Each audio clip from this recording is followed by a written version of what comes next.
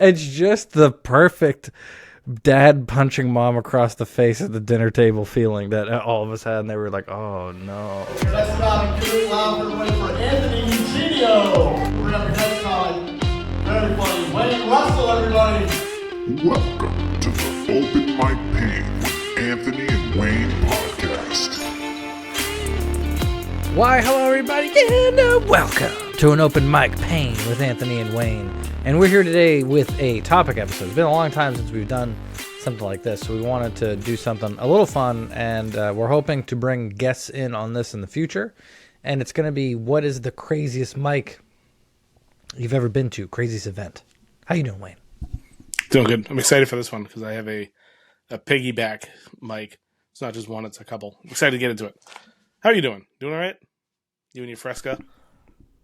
Yeah, I got Fresca. Everybody keeps judging me for the Fresca, and I'm telling you guys out there, it's a crisp and refreshing drink that is sparkling water with very low sugar, and quite frankly, you're a piece of shit if you don't drink Fresca, I think. So, I sold on that belief. So, yeah, like I said, this episode, we're going to talk about the craziest thing that's happened to us at a mic. In the future, we want to bring on, like, interesting people. More like, imagine asking, we just had Steve Bjork on.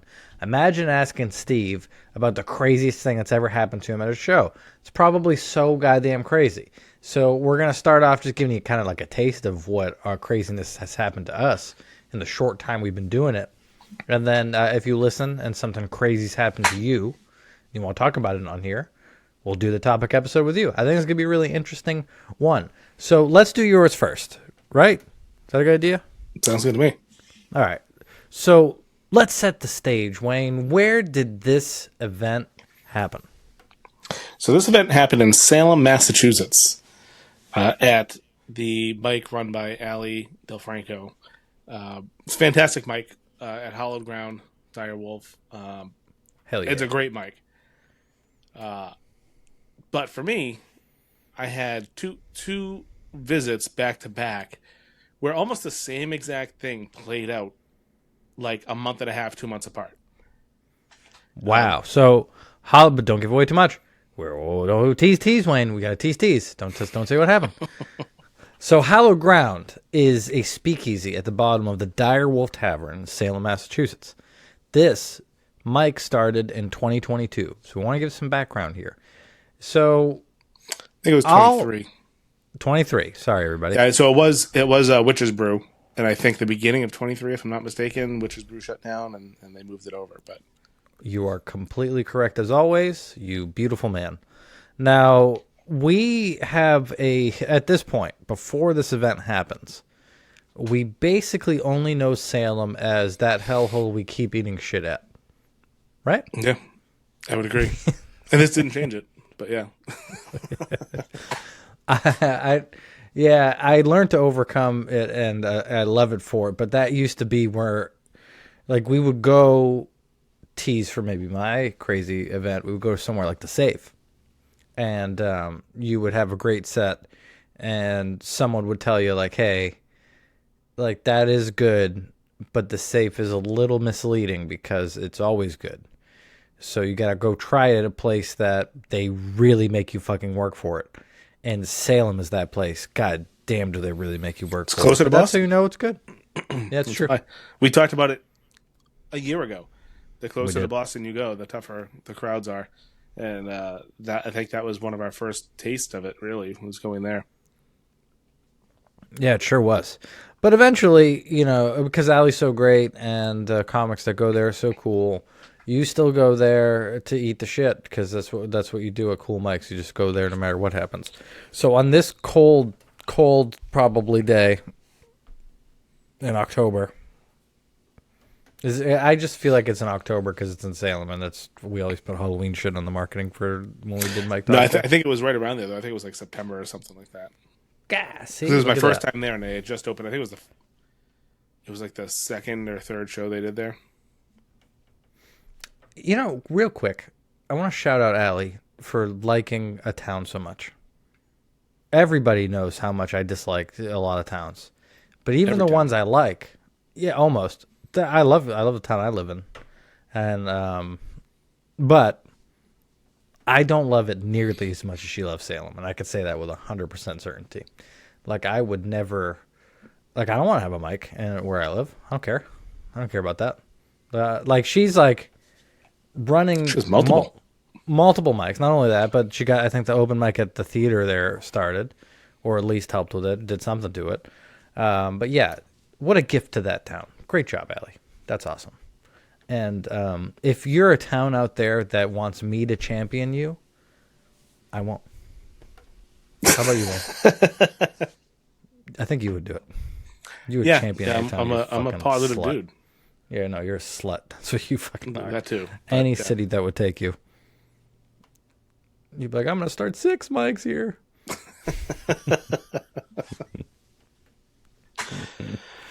yeah. All right. So, first of all, did this event happen before or after your set? Both times, so as I mentioned, there are 2. It was immediately before. Immediately. Yes. Oh, man. I forgot how much this fucked up Wayne's sets both times. It's so if something's going to happen crazy at a mic, the best time that it could possibly happen is right before Wayne's set. That is so good because it happens almost every time there's something crazy that happens at a mic. It's always at you, which is great for me because it's funny because Wayne gets really flustered. Okay, so what happened? So while I'm sitting there waiting to go up, the comic on stage looks over and sees somebody's phone out and stops what he's doing and goes, "Hey, are you recording me?" And the other person had an interaction with this person a week or 2 prior with a similar situation where he wasn't recording, but he put up such a stink. His reply was, "Yeah, because I fucking hate you." And I was like, oh boy. And they got into a little kerfuffle. Kerfuffle? Is that the word? If you're a fucking asshole, that's the word. They, Yeah. they got into a little altercation back and forth on stage, and I don't know how the guy finished his set. He got out of it and started finishing his set, but it was probably Which is that's the best part about it is to get in a really serious fight on stage and then be like, and so I was at the supermarket the other day. Let's get back into it. yeah, good that for was that that was something else. So that was immediately before my set. I was literally next. Allie came up and tried to do some. She danced. Yeah, she danced a little bit, tried to get the crowd back. She did a wonderful job.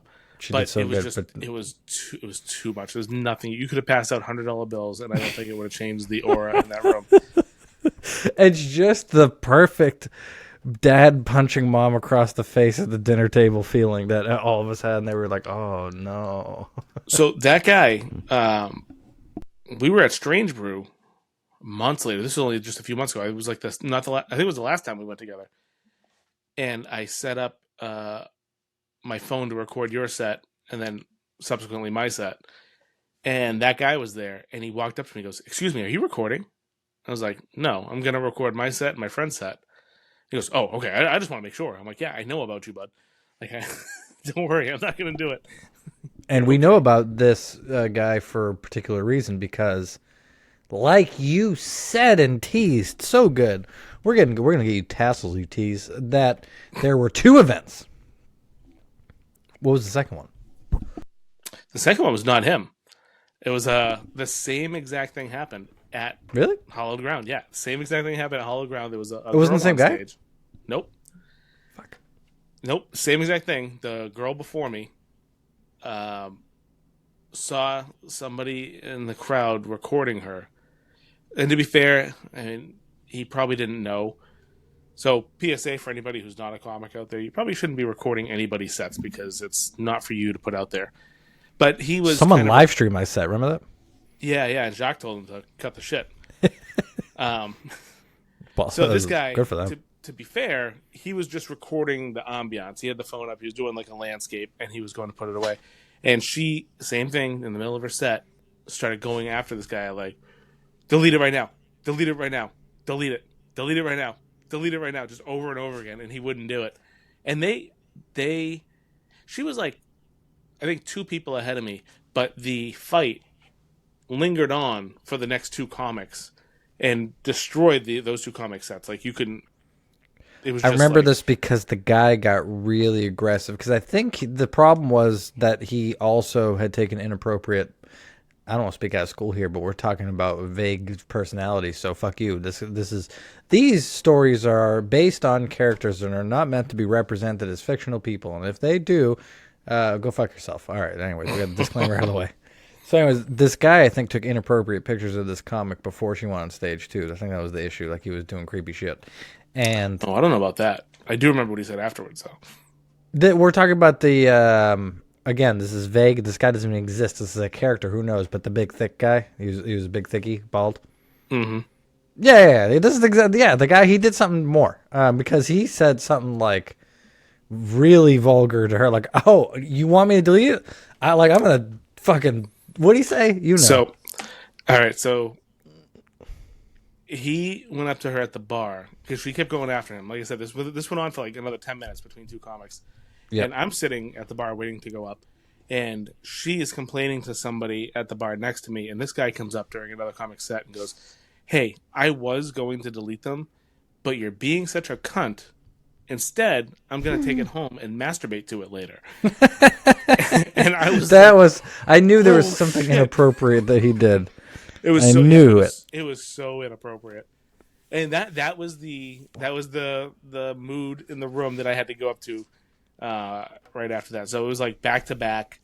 Now this doesn't happen all the time at that. I've been to that mic where that doesn't happen. Just so happened that I had those 2 experiences at that mic. It's a great mic. I love it, but it just so happened that 2 very similar things happened at the same mic and not that far apart from each other. I have a joke about basically women. There's a level of hotness that you can get to where it doesn't matter what you do as a woman. Like it does not matter at all. And I give a very good example of that. And this was another one that was so good because the guy's like couldn't be more antagonistic with this girl, and he's like, I'm still gonna jerk off to your video though. I hope you know. The deal was not broken. Men are gross. We just are disgusting pigs. That's such a fucking weird thing. But yeah, that was crazy. He wasn't even a comic either. No, that was the crazy customer. part. He said one of the funniest things ever. I mean, it's so disrespectful, but in the moment, it was like one of the funniest things that he could have said. And it's hard to argue that. That's a fucking like out of all the comebacks you can have. Like, hey, listen, you're being a little too I'm just getting obvious. So many. He was like, I did not record this to masturbate to before. I did not. But now you've turned me full heel. See, the thing that made it funny is that he was matching her energy. Yeah. If she was just like, "Hey, would you mind? Would you mind?" And he probably would have been like, "Okay," but she was like 0 to like 15. I'm coming at you, bro, and he matched it, and I think he might have won with the verbal slinging. Now here, so I'm gonna disagree and agree with what happened, and for this reason, this is so weird. So there's the fact that a guy recording a girl is creepy, and that he should get rid of it because of that. So, full stop, totally. Yes, but outside of that, if the person on stage is a gray figure, not a man or a woman, who gives a fuck if someone's recording your set? Like us right now, like who cares? Like what is it? What could possibly come from maybe you tell me, unless they're stealing your jokes, obviously. But what could possibly come from someone recording your set? I mean, they might just be recording the whole night. They don't want to turn the camera off because maybe they got a friend there. So like, I'll just leave the whole thing running. Whatever the case may be. Give me the argument. What could go? Because like you're not gonna ruin your jokes that no one is ever gonna see that video for ever in anything, anywhere.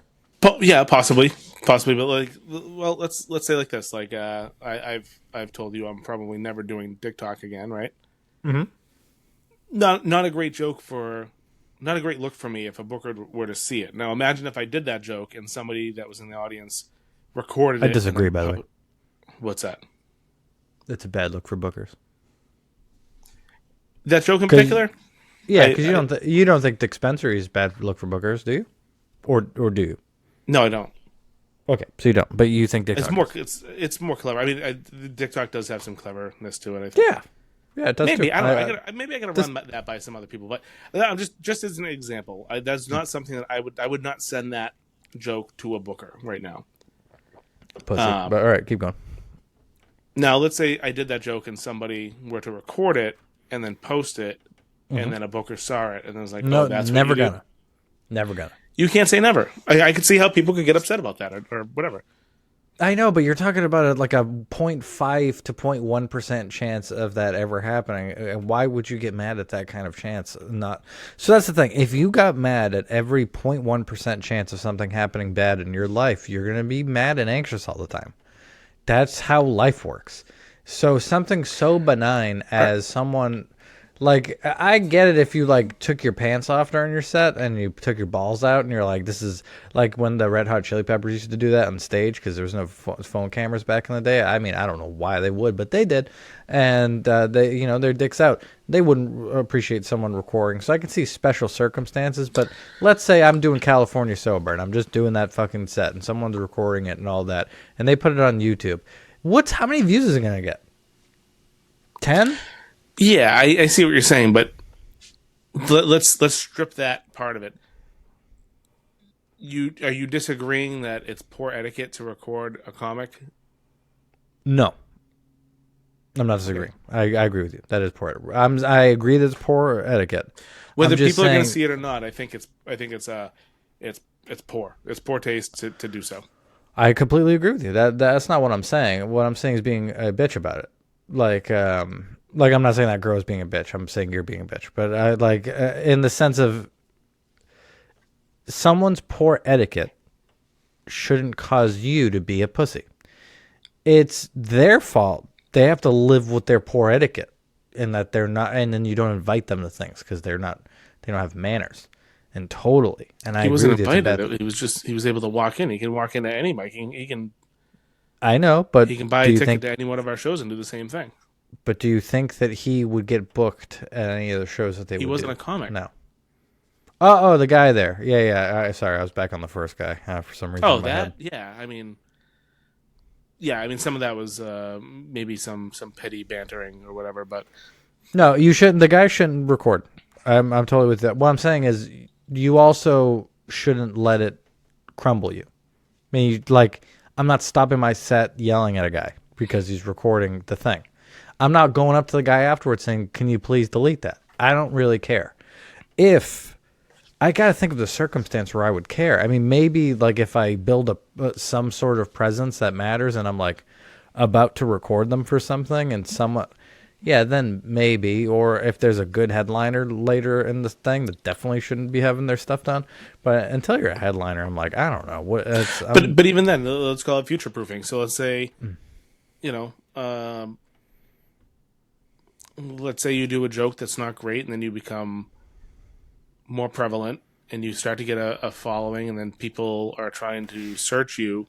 Let's say somebody who doesn't know you tries to search you and that video comes up and it's you when you are working through a new bit or sucking. They go, nah, I don't want to buy tickets to that. Yeah, it's going to happen. You can't control that. Yeah. That's my point. Bad things will happen if you do that. You should never record someone's set. That is lame to do that. But you think about, all right, they did it. So then what happens? Do you get super frustrated and yell at them? Or are you saying that was the right? So here, I guess, is the crux of my or maybe our disagreement or agreement. Because I agree with everything you're saying. I disagree with the reaction. Do you agree with the reaction? No. So I don't know if we said it exactly the way it happened, but she initially said, "Hey, are you recording? Can you please delete that?" And he had an excuse, and she was like, "Can you please delete that?" And it escalated from there. So she was she started off polite. Will you please delete that, and then moved on. So I could also see the disrespect aspect of it, where the performer is saying, "Hey, I'd appreciate it if you didn't have that on your phone. I don't care if you're not going to share it. Please get rid of it." And the person basically saying, "Go fuck yourself," and then feeling slighted or disrespected, and then escalating it from there. Yeah, that's true. I guess my main disagreement is that it just would you It's the ever principle, Anthony? No, you shouldn't That's do all it. I do, I'm it's the not. principle. I agree. That's not my point. You fucking ass belonker. It's not what I'm fucking You saying. mean ass belonger? Yeah, ass belonker. Like it's just spelunkers for catfish, but you do it for ass assholes. spelunker. Yeah. I thought you were like slinging some Italian on me. No. Great burn though. Thank you for dissecting it. That's not what I'm saying. I know it's wrong, and I'm saying it's wrong. What I'm saying is I wouldn't stop my set in the middle of it to complain about it. I wouldn't at all. I mean, but I could agree with going to him afterwards and doing it. That I think is reasonable. Like after your set, go over like, "Hey, do you mind? I saw you were recording. Do you mind getting rid of that?" Then you could say no. Then you could have your own disagreement with him. Like, "Hey, come on." But you're torpedoing your set if you're doing that in the middle of it. But would you? Here's a question. Someone recording you had a set. You stop in what you're saying, like, "Hey, can you delete that?" in the middle of your joke? Probably not. Honestly, I probably wouldn't even realize it. Yeah, me either. That's true. That's a big one. I wouldn't know what's happening. Good for her for being present enough to realize it was happening. Because that is something. Again, I didn't. Someone was live streaming my set, and I thought she was recording it. And again, I didn't care. I didn't even pay attention. I was like, "Oh, someone's phone's pointing at me. That's weird." And then Jacques said it was a live stream. I wish I was present enough because I would have liked to talk to the person on the live stream, see what they thought. Because it's hard enough to laugh at taking me the in phone? the same room. Yeah, and just hey, you're at the show now. Let's talk. Yeah, I like That would have been a good way to handle it. All right. See, I was worried about this getting out of hand, like too quickly. Like we give away the events and then the podcast is over too quick. But we're rambling pretty good, so it's filling up some good time here. I like arguments too. Fuck you. Arguments are so good. Sometimes I like to we have a group chat, and sometimes I like to argue with you just to get my morning started, like a caffeine drink. Wish I had a dartboard with your face on it. Make it so much better while I'm arguing. Just throw fucking darts at it. The exact face you're making right now. You I don't take you for much of a dart thrower. Terrible. But I would hit you. Yeah, but if I made the whole dartboard your head, it's really kind of a win no matter where I throw it. And, You wouldn't be able to aim. There'd be too much of a glare. You'd be fucked. Yeah, I know. I'll get your head in matte. Couldn't get anything glossy. All right. So let's talk about my time now, right? We've talked about yours enough. You shouldn't record people's sets. And then I'm going to add a quick caveat that Wayne doesn't co-sign, that you should also finish your set before yelling at somebody about it. Fair? Fair. All right. So set the stage for Anthony's. Yeah, so this was not too far into our comedy careers, where we went to a little place called Lowell, Massachusetts. At I think you prefaced it earlier, the Safe, the bomb shelter at the Safe in Lowell. And I think it was our first time there, if I'm not mistaken. We've talked about this before. Yes, it was. What an introduction. I think you went. I think it was after me, right? I think I went up first, and you went up second.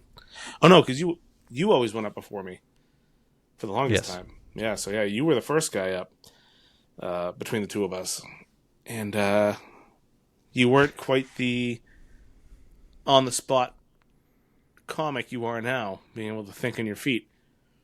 Well, I had two great improvs. I still remember to this day. Do you remember those ones? Yeah, I remember one of them was about the Rainbow Road. Yep. So I mentioned that the wall looks like Rainbow Road. I said something about it's fun to be performing on fucking Rainbow Road, and that was funny. And then I said, normally when a guy like Ren walks you down a flight of stairs like that, you're not walking into a room of jokes.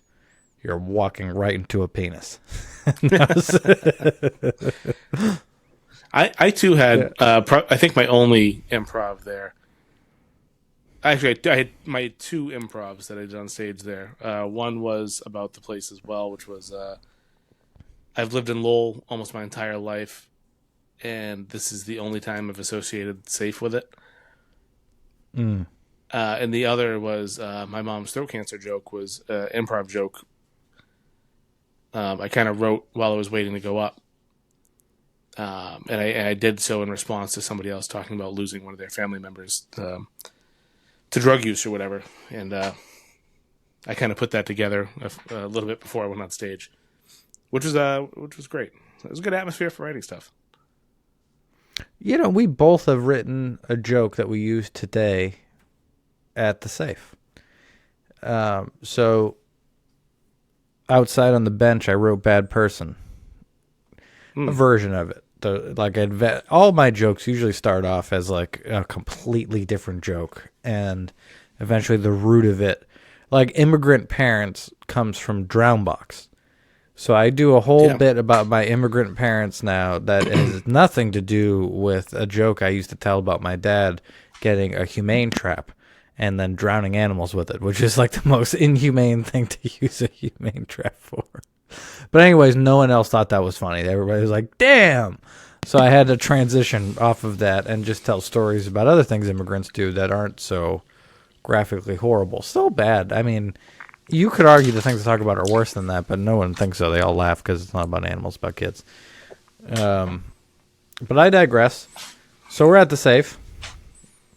And online, there's a beautiful website called The Comedy Home that tells you the dates and times of open mics in your area. And that's really how I found open mics. That's how I got this shit started.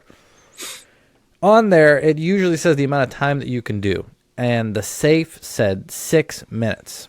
And now I had about 6 minutes. So I was like, nice, I could do everything I have. And it's going to be a good night. And when we got there, I mean, this is obviously nowadays, it's a lot different story. But when we got there, the first person went up and did 6 minutes. And then Ren went up and said, hey, everybody, just so you know, it's 5-minute sets.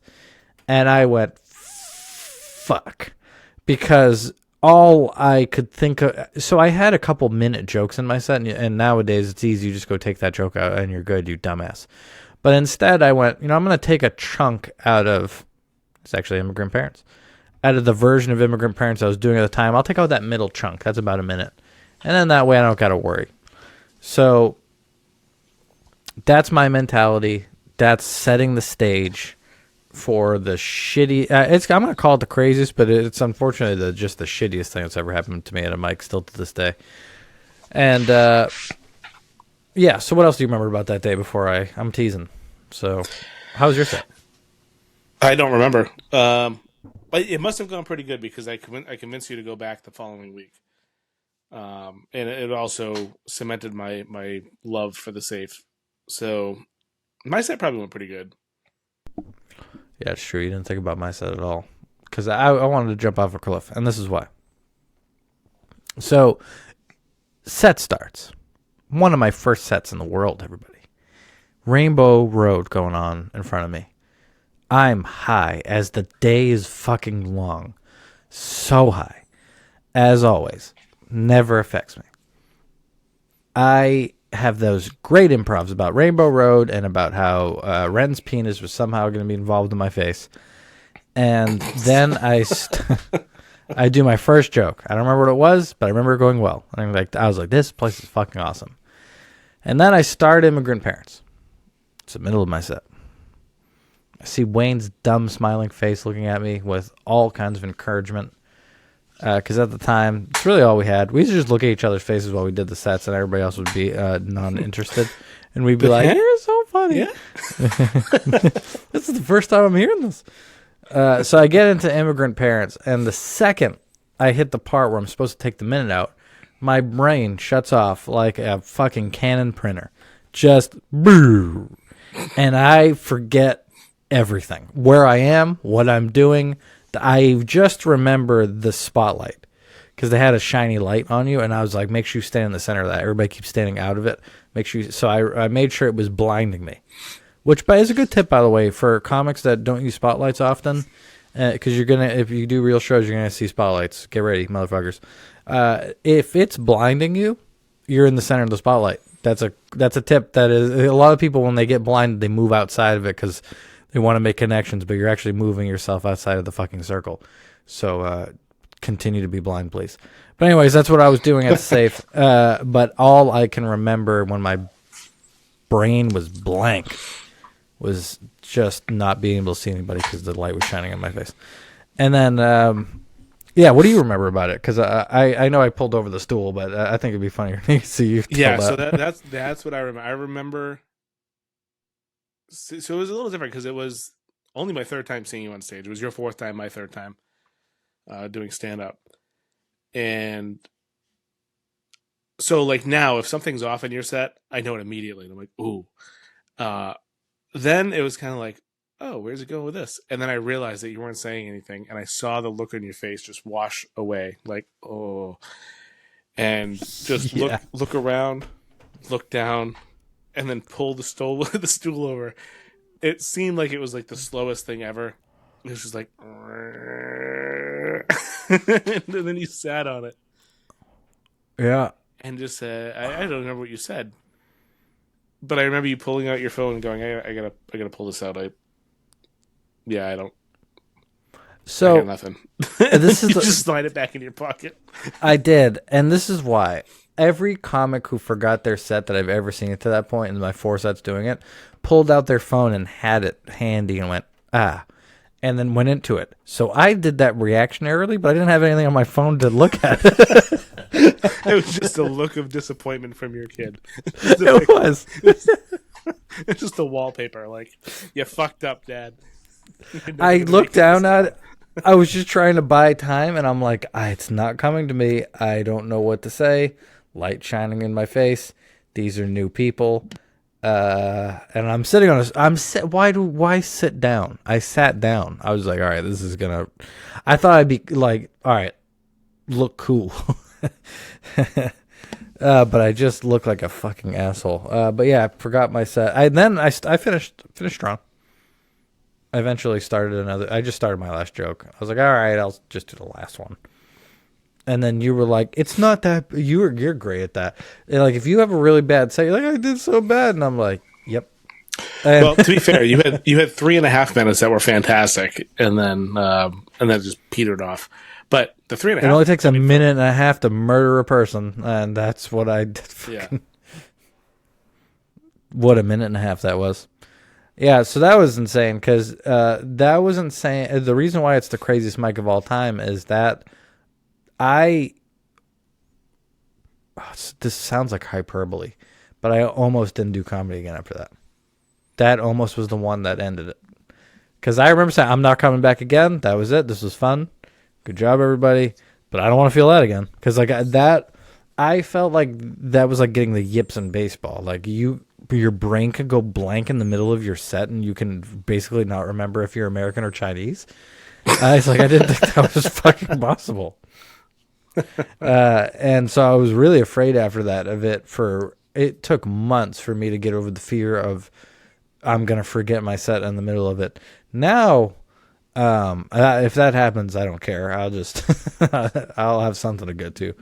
And it's, anytime it's happened in the future, like it happened in Salem once, and not like a couple months ago, and I just went to another joke, and in the mid, like, the thing when you go long enough is you're gonna have jokes. For me, California Sober is obviously one of them, where I can autopilot the joke. I mean, I could do it while thinking about something complete and be in another universe. So I can do that joke and then think about, all right, I can go through my set line by line while I'm doing that joke. and figure out what I missed and then add it back in. So you do get that tools, but when you only have 6 minutes, you're like, I forgot this joke, and I'm planning on being here for 6 minutes. So you're gonna have to sit here and listen. Yeah, that was wild. And it was funny. I remember how upset you were, and I was like, "Dude, this is literally the 4th time that you've done this. Like, get over it." You know, that's what I was thinking. But also that you didn't do bad for the first 3.5. It just that last minute half fucking sucked. Yeah. Yeah, it did. I mean, you got to see me slide over a stool and stare at the ceiling. I noticed this on the podcast too. When I'm thinking, you'll see I look up. I don't know why I do that. I look up like this, and I don't know why. I want to look down the barrel of the thing. Like I notice you do that when you're thinking. You can maintain eye contact and think your next thought. I can't do that. I could go like this. So when you forget your set in the middle, I've trained myself during my sets. I don't do that. I never think. I'm in autopilot. I'm making eye contact the whole time, staying in the moment. But if my brain goes blank, you'll know because I'll go like this. It's like a stupid giraffe looking for rain. While we were talking, I thought of another one for you, but I can't remember what it was. I had it, and I was like, I can't forget it, and I fucking forgot it. Oh, another crazy time? Yeah. Well, I did tell the bunch of AIDS jokes to kids once. That's probably the one. That's it. That's exactly what I was That's thinking. the one? The one the first page show you did. Whoa, sorry to not tease that one, folks. So this was my first ever someone saying, I'll pay you to do stand-up. And I didn't accept the money, when you'll see why. So it doesn't count as my first paid gig, because I didn't take it. So this is in Maine, and Ian Stewart books me, which is great man. Books a bunch of stuff in Maine. And anyways, so he books me for this thing in a random Scottish bar in a Gunquit. That's as much as I'm going to remember that. And I get there, and it's a pretty nice stage. I remember sending you a picture of it. Good area with about 60 seats, I would reckon, at this point, something like that, in a bar. So pretty nice. You know what it reminds me of is the downstairs of Strange Brew. Like that in the area where they got the stage and they got all the seats. Something like that. Like pretty nice. Like oh, this is going to be cool. They got lights and everything on the stage. The problem was no one else came in. So it was just us. And it was right next to the beach. So it's kind of confusing how they did that. But they were all, he said, go as long as you want. Go 15 minutes. And this is my first paid. This is almost a year ago now, I think, because it was in the middle of the summer. So I think this is about where it was last year. And I didn't have 15 minutes, obviously. So I was like, I'll just do everything. I'm pretty good at doing everything I have. And so he's really cool. And he doesn't care about content. He wants you to do your stuff into the art of it, which is great. So one comic before I'm about to go up, a bunch of couples come in. Like 5 sets of couples.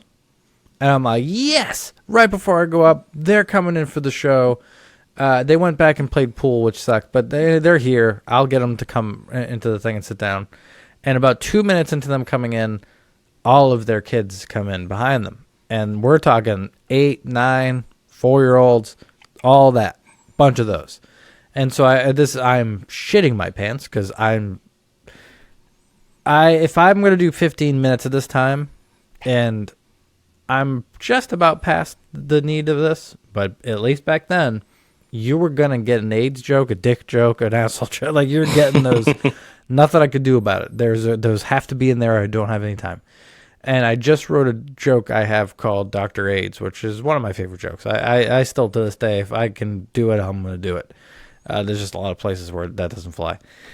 And so I go to Ian, and I say, hey, I can't do it now, obviously, because there's kids here, and they shouldn't hear anything I'm going to say. I don't think I had a clean minute at the time, really. Like, I even California Sober, I was like, cunting on my fucking shit face. Yeah, because at the end of California Sober, I did the Bud Light bit, so I would ruin that one with vulgarity. No, that wasn't vulgar.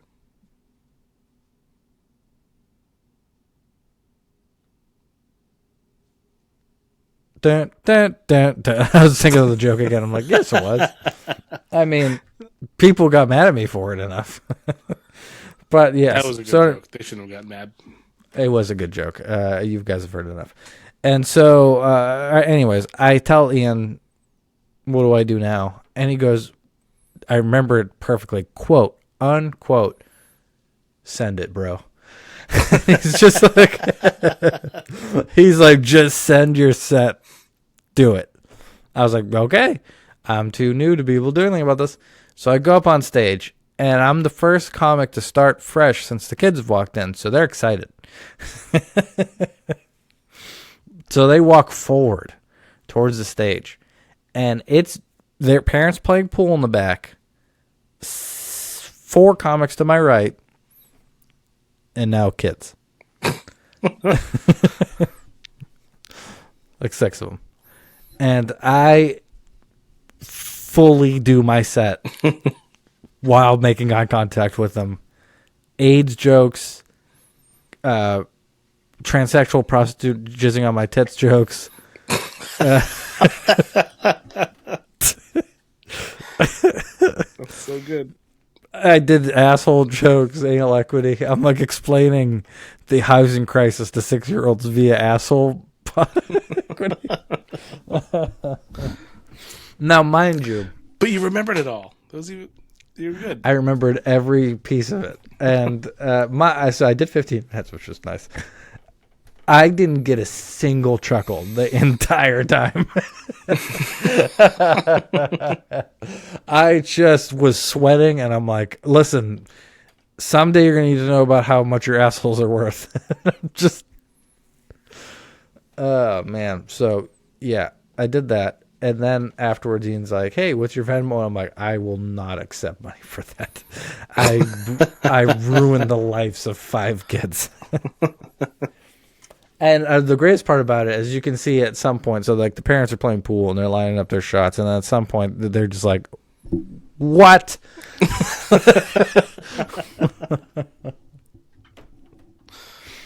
You're like, yeah, I mean, can we give some blame to the parents for bringing their kids to a Scottish bar at 8:30?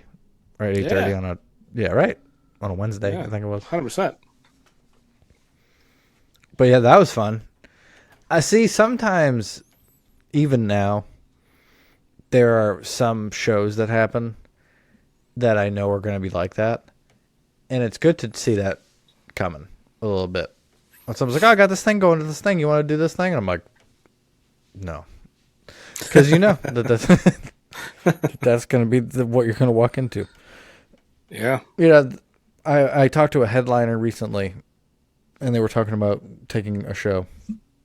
And I overheard them accepting the show offer. And their first question was, not for kids, right? This is going to be 18 plus because I'm only going to do it if it's that. And I was like, hell yeah. That's the kind of confidence you have to have where you... I feel like I'm too much of a... This is a good question, actually.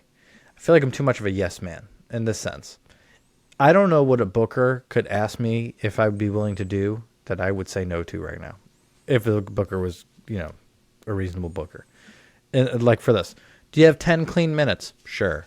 Do you have, can you do a crowd of wounded this during this? Definitely. Can you do 20 minutes? I would say yes. So many things that I would just be like, yeah, totally. And then get into what point do you think it's a negative in the sense of, should you always take every gig and try to, with good intentions of doing what they want you to do? Or should you know your limitations and not take gigs until you have Swiss Army and stuff? See, I think you have to shoot above your ability, but by a certain percentage. Like we talked about with Dobie Maxwell when I was getting ready for my first 15-minute set. So nobody's ever ready for that next step. The first time on stage to the first 10-minute set to the first 15-minute set to the first half-hour set to the first time you're on TV. Nobody's ready for it, but you're going to accept it. And was I ready for that 15 minutes? No. I probably wasn't. I never did it before. So no, I wasn't ready, but I did it, and that's the only way you're going to get stronger. It's like lifting weights, right? Like, yeah, your max might be curling 40 pounds. But if you don't try to curl to 45, you're never going to get strong enough to do it. Well, I Wayne's curled wisdoms. till failure right onto the faces of children, and and yeah, that was there's definitely those are the two craziest things that ever happened to me for sure on stage. I think. I don't think it gets crazier than that. I mean, people have been rude, but that's not crazy. That just is me being bad at comedy. I did take to heart what Steve Bjork said last week, where he said that there's no, like, it's always your fault when it goes bad. Yeah. That is a good point.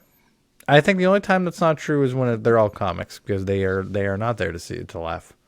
Yeah, They're I agree with there- that. Yeah, they're there for other. They're there to hate you and be jealous, and vice Exactly. versa. Yep, totally. Like I said, anytime anybody gets anything good, I want it instead. A little bit off topic. I think we're winding up here, but this happened to me. I didn't mention it to you earlier, but we've talked about having joke ideas like in our sleep and not writing them down and forgetting them. I had a dream where I wrote a joke that was so fucking funny, and I woke up and I remembered it. But when I remembered, and when I thought about it, I'm like, that was not funny. But in the have you ever had that? Like in the dream, Yes. I'm like, this is a game changing joke. Fuck yeah! And I woke up, I'm like, that was fucking horrible. What was that? Yeah, it's like a Rick and Morty sketch. Like you live your whole, like eventually you're on the Tonight Show and you're doing that joke in your dream, and Jerry Seinfeld is like, a hand job, and you're like, yeah, and you go through all that, and you wake up and you're like, they call them sandwiches, but there's no sand anywhere to be found. Yeah, I that's what- remember it too. It was. I don't even know why I was dreaming this, but Oh, it was. please say it. It was so bad. It was like something like I keep jellyfish on my nightstand. Well, it's actually a jar full of semen. But like, I was like, why is it in my dream that was so funny? And when I woke up, I was like, that's horrifying.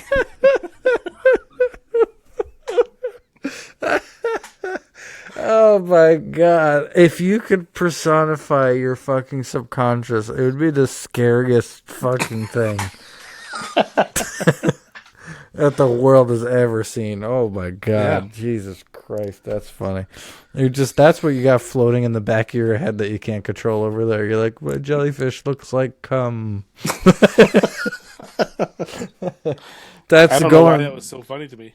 I mean, it wasn't ultimately, but someday, so you're going to be like 75 years old, and there's going to be a do or die situation where you need to defuse a bomb or you need to solve a riddle. And then you're going to come to the realization that you wasted all your neurons on thinking like jellyfish look like cum and stuff like that. You wasted all that brain power, and now you have to die. So we've talked about a fear of, like I keep everything in my phone. I don't write in a notebook because I'm nervous about leaving it somewhere and people are going to think that I'm a fucked up individual. I'm really concerned about when I get older, and losing myself mentally, whether it be like dementia or Alzheimer's or something, and then just spitting that stuff out uncontrollably. Because it's in there. It's going to rattle around there forever now that I thought about it. Yeah, that's the next time you're going to do dick talk, is when you're a senile old man. You're going to be Yeah, like, how are Steve, you, Mr. Steve Russell? How's your Buscemi coming applesauce?" one eye. Magic Johnson. So I bombed the other day a joke. I was at the Comedy Mill, and the guest host was Gabriel. And if you don't know Gabriel, he looks like some kind of old Greek character. Like you'll just look him up, you'll see. Anyways, so I look like Cusco, the llama from Emperor's New Groove. You're like, oh, he does. Yeah, I do. I'm sorry. That's what I look like. They based it off my face. David Spade, all that. And anyways, so I made the joke of we should do a live action remake of Emperor's New Groove, and a kid in the front row was like, who? And I realized that I'm old enough now that almost everything I grew up on is going to be foreign to these kids, like it never existed ever of all time. I work with a couple younger people. One is I think 17 or 18, and one is like 22 or 23, and I'll make a comment about something, and it's like, I have no idea what you're talking about. Like I say to one of them, like, hey, what are you familiar with the original Super Mario? And like, yeah, the one on N64. I was like, oh, Yeah, no, they're not duck hunting. yeah, no, they're not Duck Hunting.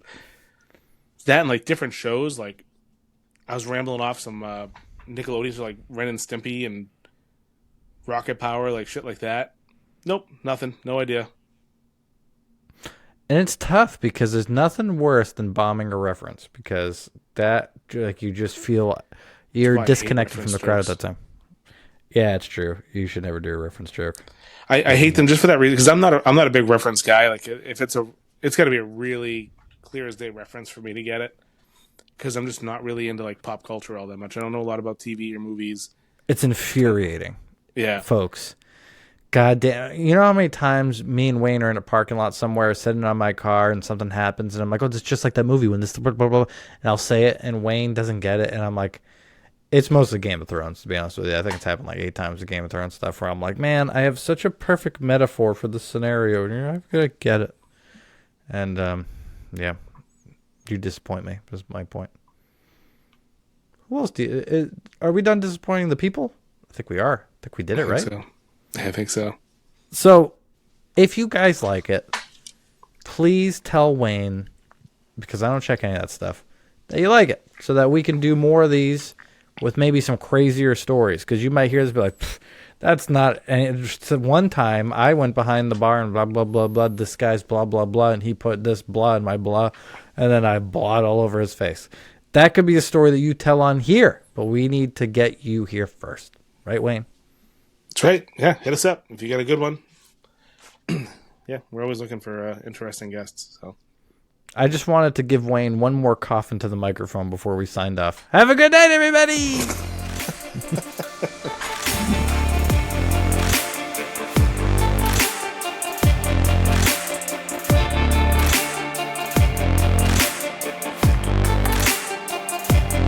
Did not record this and masturbate to before. I did not. But now you've turned me full heel.